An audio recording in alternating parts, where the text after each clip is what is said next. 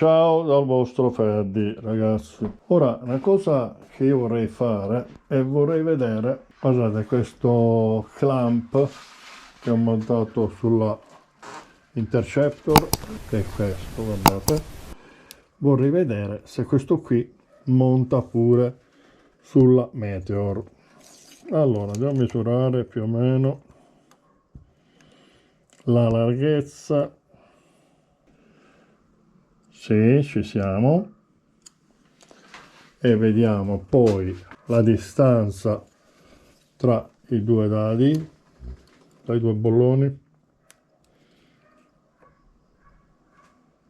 Ci siamo pure. Sì. Quindi secondo me si chiama underbar clamp. Questa qui dovrebbe andare sulla Meteor pure. E quindi ce ne vorrebbe una. Ce ne vorrebbe una. Eccola qui, è arrivata. Dai, scusate lo scherzo, forse il trucchetto un po' datato. Eccola qui, arrivata. E ora vediamo se sembra che vada bene. E proviamo a montarla. Va bene? Qui c'è l'artemp, poi ci sono pure 4 viti in acciaio. Quindi proviamo a togliere questi due fermi qua e a mettere questo qui, che è uguale poi a quello della Interceptor, guardate, è semplicemente uguale. Come a me piace questa accessorio, mi piace molto, vorrei vedere l'effetto che fa con questo qui. Quindi così o così. Secondo me è più bello così. Secondo me è più bello così. Allora, andiamo. Come prima cosa dobbiamo smontare le 4 viti. Allora, io una cosa che vi raccomando sempre, facciamo una piccola premessa. Io vi raccomando sempre di usare utensili di qualità. Non risparmiate assolutamente sugli utensili, non siate pigri perché se no rischiate di correre in un errore come ho fatto io qua, guardate. Guardate, qui dovevo montare quei soffietti nella mia Interceptor. Siccome io sono pigro, non ho preso la chiave a stella oppure la chiave a cricchetto e quindi ho usato una chiave fissa e ho rovinato questo dado qui. Quando ci sono gli accoppiamenti alluminio con metallo è sempre molto pericoloso lo smontaggio perché non si sa mai in fabbrica che cosa hanno messo. Se hanno messo del fermafiletti, e allora potrebbe essere un'operazione abbastanza complicata, quindi bisogna andare molto cauti quando si fanno questo genere di operazioni. Usate sempre attrezzi di qualità. Bene, fatta questa premessa, ora andiamo a provare a montare questi quattro viti. Come prima cosa vorrei l'inclinazione del manubrio, quindi mi prendo un riferimento così, che poi toglierò, così so più o meno che rotazione devo dare al manubrio perché smontandolo si muoverà. Allora, poi proteggiamo sempre il serbatoio, uno straccetto così, straccetto così, e ora proviamo a mollare queste viti. Allora, io di solito procedo molto cautamente.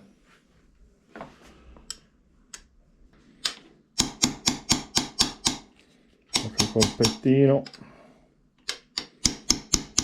per muovere un po' l'eventuale fermafiletti perché qui ne hanno messo veramente tanto.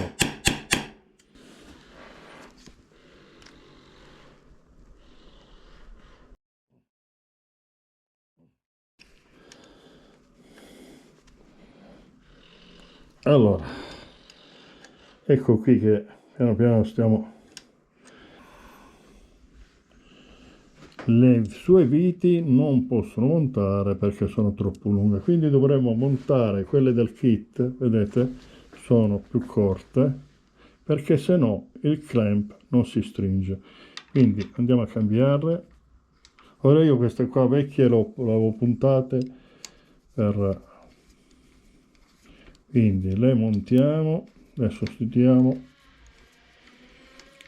di montare le viti del kit che sono qui, ripeto, sono più corte, perché se no fate lo stesso errore che ho fatto io, che credevo che le vecchie andassero bene, invece non vanno bene, bisogna mettere quelle nuove.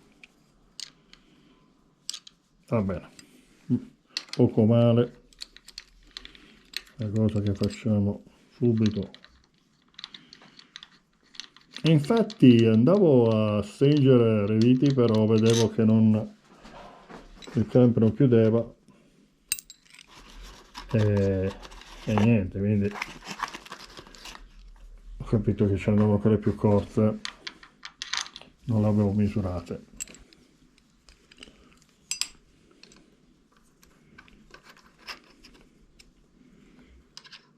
Ecco, siamo all'ultima vite lunga da sostituire e poi potremo finalmente fissare il nostro manubrio.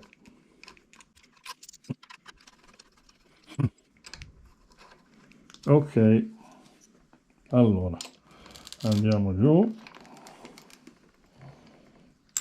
troviamo il riferimento che è qua, chiudiamo leggermente le viti così andiamo a bloccare il clamp,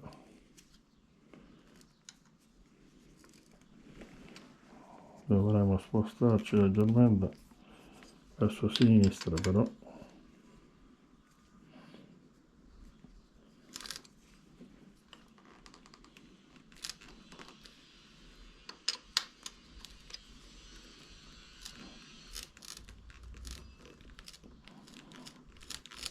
Ecco qui. Ok.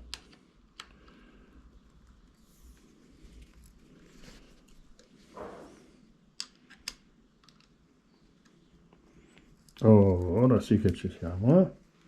Ora sì che ci siamo, ragazzi.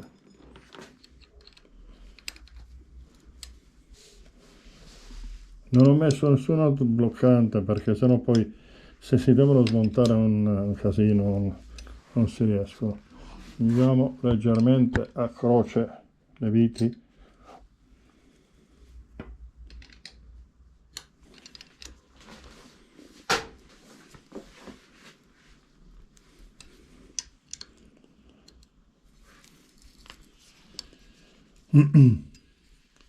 Siamo quasi, eh?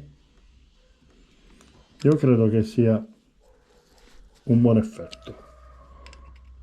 Anzi, sono convinto che l'estetica migliori. Bene. Stringiamo le viti un po' alla volta, senza tirarle troppo. Mi raccomando, facciamolo sempre incrociando il senso dell'avvitatura, facciamo andare bene in fondo la chiavabrugola e poi diamo un colpetto. Questa è andata, guardate, è arrivata, senza sforzare mai troppo. Ecco qua. Va bene, vediamo l'effetto che fa ora. Togliamo questo straccio fosforescente che però ha riparato. Ragazzi, che ve ne sembra ora? Io penso che sia meglio così.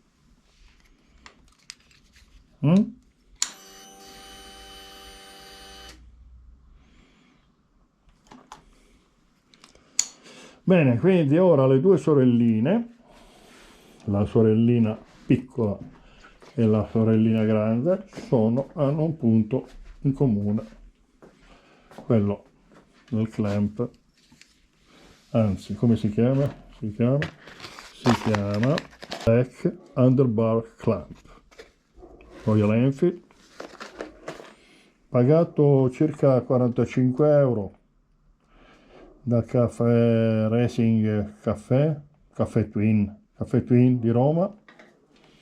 Hanno fatto pure uno sconto di 5 euro, non so perché, quindi era una cosa che a me mi piaceva e me la sono presa. Quello che non mi è piaciuto, ripeto, è il lavoro che ho fatto qua. Questi dabuloni qui, questi tappi, io praticamente non l'ho trovati da nessuna parte, l'ho ordinati alla Royal Enfield, ho aspettato 2 mesi, non l'ho ricevuti, l'ho chiesti a un supplier in India, non li ha ricevuti, li ho presi da Hitchcock in Inghilterra, cioè a circa 30 euro e non so quando mi faranno pagare di dogana, quindi è stato un errore che sto pagando abbastanza caro. Comunque è un mio errore, quindi va bene così. Le dovrò sostituire tutte e due. L'ho, diciamo, sistemato alla meglio o peggio, però è stato un mio errore di aver usato un utensile, una chiave non adatta, cioè ho usato una chiave fissa invece di quella stella oppure a cricchetto e niente, cercando di evitarlo si è proprio smangiucchiato, come se fosse burro. Ok, allora ritorniamo qua alla nostra Meteor. Ditemi che cosa ne pensate, se vi piace questo accessorio. A me veramente piace. Va bene, questo è tutto, io vi saluto, un ciao ciao dal vostro Fede, ciao.